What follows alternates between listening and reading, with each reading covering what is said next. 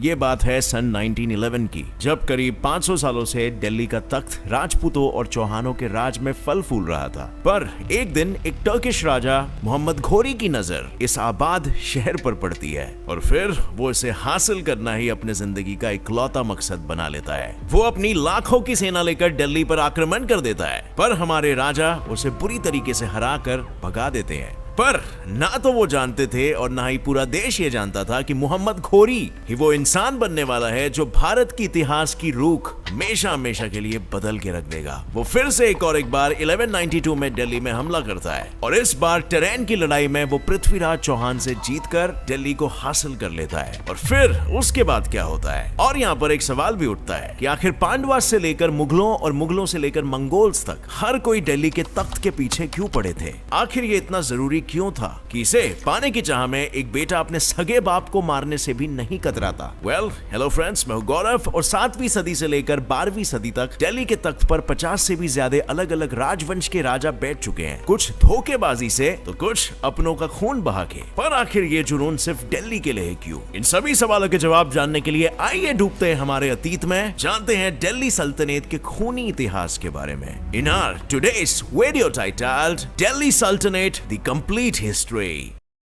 अब फ्रेंड्स, आगे बढ़ने से पहले मेरे पास आपके लिए एक बहुत ही इंपॉर्टेंट अपडेट है। धनी ऐप 25 लाख से भी ज्यादा covid care health kits distribute कर रहे हैं, वो भी फ्री में, ताकि हम बेहतर तरीके से इस पैंडेमिक के साथ डील कर सके। इसमें मेडिसिन होंगे vitamin C, vitamin D3, zinc और पैरासिटामोल के, which are all recommended by the ministry of health and family welfare. ये किट ना सिर्फ इम्यूनिटी बढ़ाने में हेल्प करता है, बल्कि फीवर और बॉडी एक को भी कम करता है। और आप इस किट को धनी ऐप या dhani.com से खुद भी ऑर्डर कर सकते हो। अगर आपको कोई भी डाउट है या कोई भी प्रोफेशनल हेल्प की जरूरत है, आप एक डॉक्टर को भी कंसल्ट कर सकते हो ऑन धनी ऐप, ऑल फॉर फ्री, वो भी अपने सहूलियत के हिसाब से। दूसरों को बचाना हमारी रिस्पॉन्सिबिलिटी है, पहले खुद को बचा के। अभी धनी ऐप को डाउनलोड करिए, कोविड केयर हेल्थ बैनर पर क्लिक करिए in the health section and place your order. और प्लीज एक दूसरे की हेल्प करिए by sharing this video as much as you can, क्योंकि आपको क्या पता, शायद किसी जरूरतमंद तक ये वीडियो पहुंच सके और उसको मदद मिल सके। पैंडेमिक से हम बस जीत ही चुके हैं, it's time to step up friends and help each other. और धनी ऐप इस फाइट में बिल्कुल हमारे साथ है। The link is in the description. Delhi सल्तनत की शुरुआत किसी फिल्मी कहानी से कम नहीं हुई थी। ये एक ऐसी कहानी है जहां दिल्ली का सबसे पहला सुल्तान असल में पहले गुलाम हुआ करता था और उसी ने बीज बोया एक ऐसे राजवंश का जिसने दिल्ली के तख्त पर पूरे 84 इयर्स तक हुकूमत की और भारत का नक्शा तक बदल डाला। इस राजवंश की शुरुआत 1206 में मोहम्मद घोरी के मौत के बाद हुई और उनके उत्तराधिकारी ने घोरी के सबसे वफादार गुलाम और लेफ्टिनेंट जनरल कुतुबुद्दीन ऐबक को दिल्ली का सबसे पहला सुल्तान घोषित कर दिया। कुतुबुद्दीन ऐबक खुद गुलाम होने की वजह से वो दिल से बहुत ही नेक था और हमेशा अपनी प्रजा को युद्ध जीतने के बाद तोहफे दिया करता था, जिस वजह से लोग उन्हें प्यार से लख बख्श भी कहते थे। और वो हमारे लिए कुछ ऐसे ऐतिहासिक स्मारकें छोड़ गया जिसे आज दुनिया भर से लोग देखने आते हैं, जैसे कि विश्व प्रसिद्ध कुतुब मीनार, कुव्वतुल इस्लाम और 2.5 दिन का झोपड़ा जैसे मस्जिद। काफी खुशहाली में उनका राज्य चल रहा था, पर बस सिर्फ 5 साल राज करने के बाद 1210 में ऐबक की पोलो खेलते वक्त घोड़े से गिरकर मौत हो गई।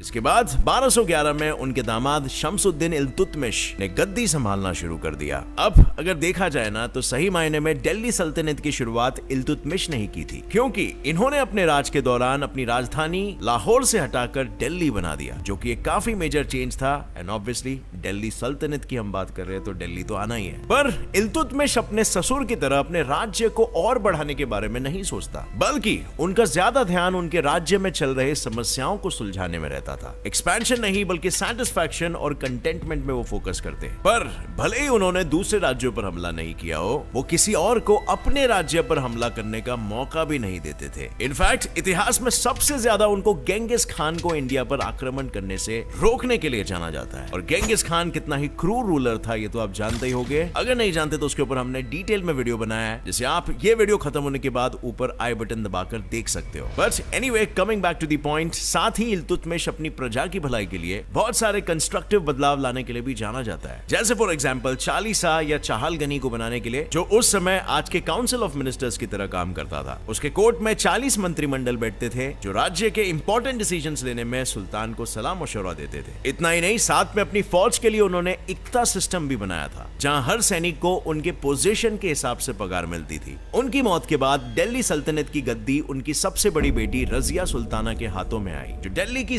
सबसे पहली और आखिरी महिला सुल्तान बनी। पर आज ही की तरह उस समय भी लोग औरतों की कामयाबी से जलते थे और हमेशा उसके अच्छे कामों को नजरअंदाज कर देते थे। रजिया के भी सुल्तान बनने पर कई लोगों ने विरोध किया और उसके 4 सालों के शासन के बाद ही 1240 में उसके भाई मुइजुद्दीन बहराम शाह ने उसे मार दिया। इसके बाद कई सुल्तान आए और कहीं गए, पर कोई भी दिल्ली के गद्दी को संभाल नहीं पाया। लेकिन फिर 1266 में मामलुक राजवंश की गद्दी पर बैठा एक ऐसा खतरनाक सुल्तान जिसने 21 सालों तक दिल्ली पर अपना हुक्म बनाए रखा। उसका नाम था घियासुद्दीन बलबान।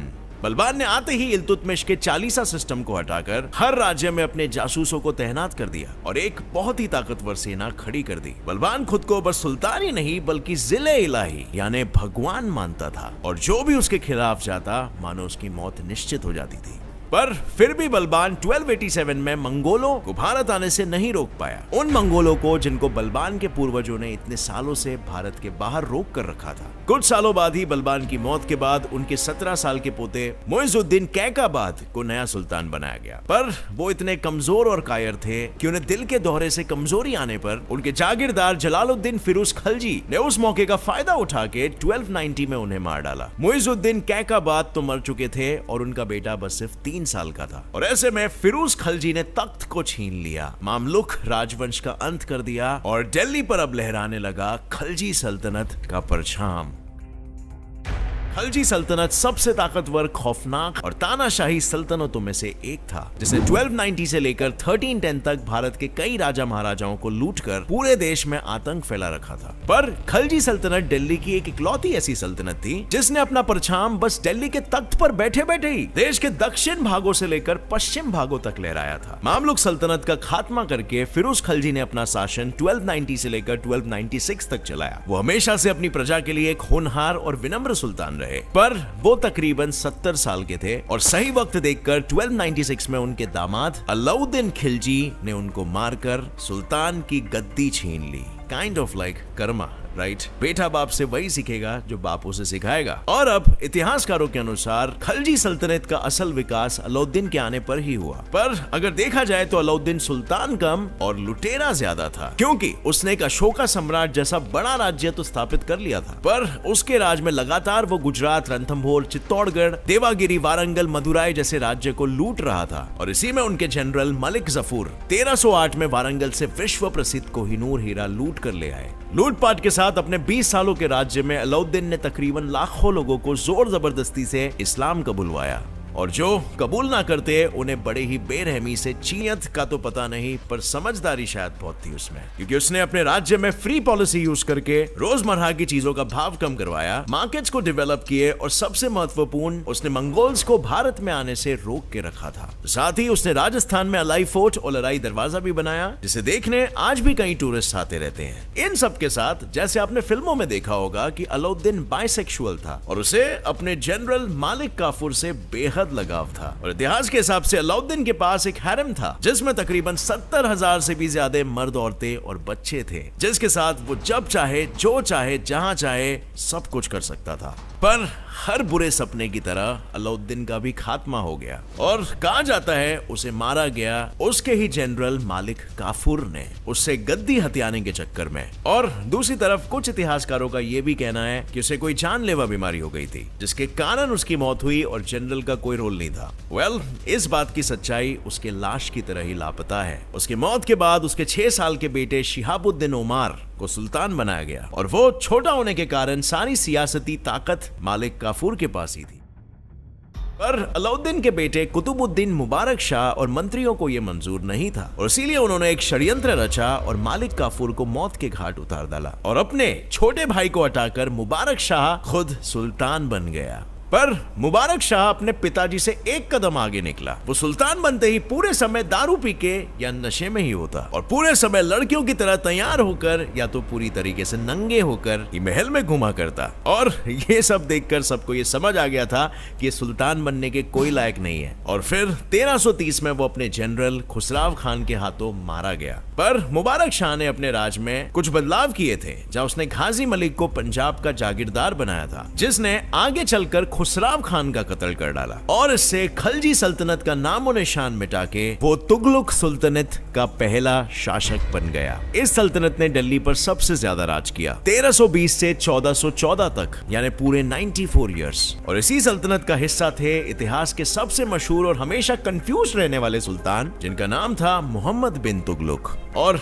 उन्हें यह खिताब देने के पीछे बहुत सारे कारण हैं। वैसे तो इस शासन की शुरुआत गजी मलिक उर्फ घियाजुद्दीन तुगलक ने की थी, पर वो ज्यादा देर तक राज नहीं कर पाया क्योंकि 1325 में उनके बेटे मोहम्मद बिन तुगलक ने उन्हें मार दिया। और फिर शुरू हो गया इस सनकी सुल्तान का दौर। इसे सनकी इसीलिए माना जाता है क्योंकि वो हमेशा बिना सोचे फैसले ले लेता और फिर खुद ही उन फैसलों पर मुकर जाता। और वैसे ही इसने एक बहुत ही बड़ा फैसला ले लिया था और अपनी राजधानी दिल्ली से बदलकर दौलताबाद यानी देवगिरी बना दी थी। इसके पीछे का कारण यह था कि मंगोल लगातार दिल्ली पर हमला कर रहे थे, तो उनसे बचने के लिए हमें थोड़ा और दूर चले जाना चाहिए और दौलताबाद तक वो नहीं पहुंच पाएंगे। और इसी फैसले से उसने अपने सारे मंत्रियों को और अपने प्रजा को दौलताबाद चलने का हुक्म दे दिया। पर जैसे ही वो लोग वहां पर गए, दिल्ली पर ध्यान देने वाले कोई सुल्तान ना होने के कारण मंगोल्स लगभग दिल्ली पर कब्जा करने ही वाले थे। और जैसे ही मोहम्मद को अपनी गलती समझ में आई, मंगोल्स को भगाने के लिए वो वापस दिल्ली लौट आया दौड़ दौड़ कर। पर इस चक्कर में उसके राज्य का बहुत बड़ा नुकसान हो गया और माइग्रेशन के वक्त कई लोग बेमौत मारे गए। और जो दिल्ली कभी इतना संपन्न और अमीर हुआ करता था, वो अब गरीबी में जी रहा था। पर इनका सनकीपना यहाँ पर खत्म नहीं होता है। कम पैसे खर्च हो, इसीलिए उसने सोने चांदी के सिक्कों के बजाय पित्तल के सिक्के बनाने शुरू कर दिए। और पित्तल सस्ता होने के कारण लोग नकली सिक्के बनाने लग गए। तो मोहम्मद ने फिर से सोने चांदी के सिक्के बनाना शुरू कर दिया। और इतना ही नहीं, बल्कि मौत के वक्त भी उसने मुस्कुराते हुए अपनी प्रजा से ये कहा, सुल्तान को अवाम से आजादी मिली और अवाम को सुल्तान से।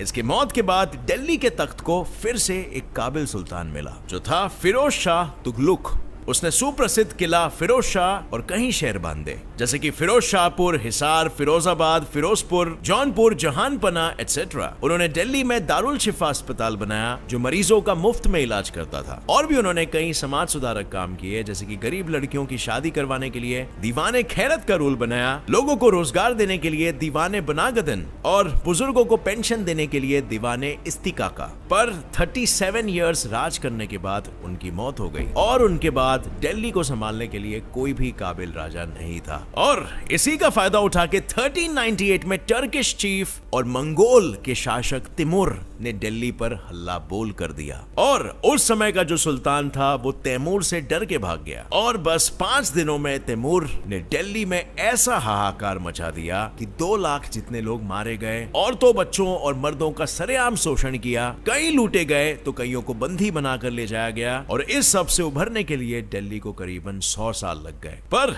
इतना सब होने के बाद भी तैमूर को दिल्ली के तख्त में कोई दिलचस्पी नहीं थी। वो वहां से निकल गया और दिल्ली का शासन अपने गवर्नर खिज़र खान को दे दिया। और इसी के साथ अंत हुआ तुगलक सल्तनत का और पैदा हुआ दिल्ली का सबसे कमजोर सल्तनत, सईद सल्तनत। सईद सल्तनत दिल्ली पर राज करने वाला सबसे कमजोर सल्तनत था, जो अपने 37 इयर्स के राज में राज्य को सिर्फ 64 किलोमीटर से ज्यादा बढ़ा ही नहीं पाया था। इस राजवंश के स्थापक खिज़र खान की मौत के बाद कोई सक्षम सुल्तान नहीं था। ऊपर से उनका आखिरी सुल्तान आलम शाह बहलूल खान लोदी से लड़ते वक्त डर के भाग गया और पूरी सल्तनत बिना किसी लड़ाई के बहलूल लोदी के हाथों में आ गई। और इसी के साथ सईद सल्तनत का कमजोर राज भी खत्म हो गया और शुरुआत हुई लोदी सल्तनत की।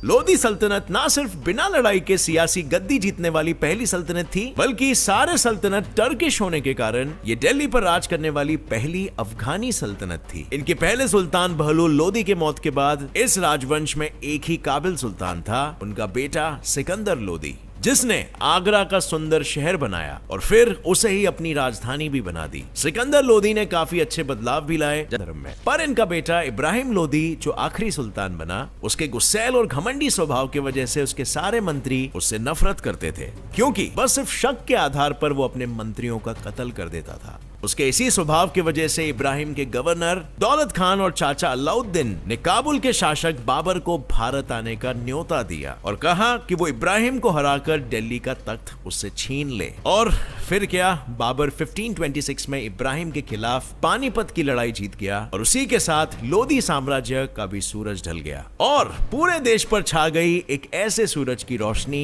जो आने वाले कई सौ साल हम पर राज करेगी। मैं बात कर रहा हूँ द मुगल सल्तनत की। अब फ्रेंड्स, इस पूरी कहानी में एक चीज तो साफ हो गई कि ताकत और गद्दी सगे संबंधियों से भी बढ़कर होती है और उसी के चक्कर में न जाने कितने लोगों ने खुद के घर वालों को मौत के घाट उतार दिया, सिर्फ और सिर्फ दिल्ली की गद्दी पाने के जुनून में। पर दिल्ली में आखिर इतना क्या खास था? तो दरअसल बात यह है ना कि राजपूतों के समय दिल्ली को एक बहुत ही जरूरी कमर्शियल सेंटर माना जाता था, जहां देश भर के सारे व्यापारी व्यापार करते थे और सारे सिक्के भी यहीं पर छापे जाते थे, जिस वजह से दिल्ली सबसे अमीर शहरों में से एक था। और दिल्ली सल्तनत के समय उनके देश भर के सारे राज्यों को वो दिल्ली में बैठकर ही संभालते थे। तो इसका मतलब ये होगा कि अगर दिल्ली पर कोई कब्जा कर ले तो वो आसानी से उससे जुड़े हुए बाकी के राज्यों को भी कंट्रोल कर सकता था। So it was like coordinating centre. और फ्रेंड्स, यही वजह थी कि दिल्ली इतना इंपॉर्टेंट क्यों था। अब फ्रेंड्स, मैंने ये वीडियो मुगल सल्तनत तक छोड़ दिया है क्योंकि मैं सोच रहा हूँ मुगल सल्तनत पर मैं अलग से ही एक वीडियो बनाऊं, क्योंकि उसका इतिहास अपने आप में एक काफी बड़ा और इंपॉर्टेंट रोल प्ले करता है इंडियन हिस्ट्री में। तो अगर आप उस टॉपिक पर भी एक वीडियो देखना चाहते हो तो नीचे कॉमेंट्स में मुझे बताना और मैं बहुत ही जल्दी इसका नेक्स्ट पार्ट मुगल एम्पायर पर भी आपके लिए पेश करूंगा। और अगर ये वीडियो से आपको कुछ भी नया सीखने मिला तो एक लाइक जरूर ठोकना। काफी मेहनत लगती है सारे फैक्ट्स ढूंढ कर निकालने में और एक लाइक से हमें मोटिवेशन मिलता है। इस वीडियो को अपने फैमिली मेंबर्स और फ्रेंड्स के साथ शेयर करो ताकि वो भी इंडियन हिस्ट्री के बारे में कुछ जान सके। और अगर नए हो इस चैनल पर तो अभी सब्सक्राइब भी कर लो और नोटिफिकेशन बेल ऑन कर लो, क्योंकि ऐसे ही ज्ञान बढ़ाने वाले वीडियोस हम यहाँ पर रेगुलरली डेली बेसिस पर अपलोड करते रहते हैं और आपको सबसे पहले नोटिफिकेशन मिलेगा उसका। With that said, as always, stay curious, keep learning and keep growing.